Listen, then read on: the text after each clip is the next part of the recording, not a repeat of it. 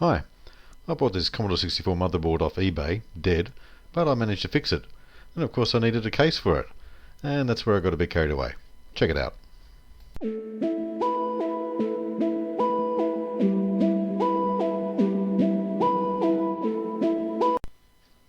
I bought this from a mob called plexiglass in Germany, and it was super simple to put together. I won't go over it in detail because the instructions that come with it are just fine. Instead of a power LED, I thought I might get a couple of LED strips and put them underneath the board in a place where there isn't too many tracks, and it actually shines right through the board, giving it a bit of a glow-in-the-dark effect. Here I've mounted a motherboard to the base. Again, very simple and straightforward to do.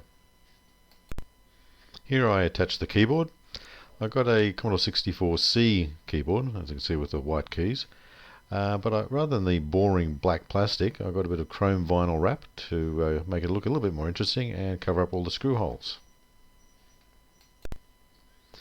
This is when I first turned it on in the dark, and as you can see the LED strips are really shining through the motherboard, giving a pretty cool effect, I think.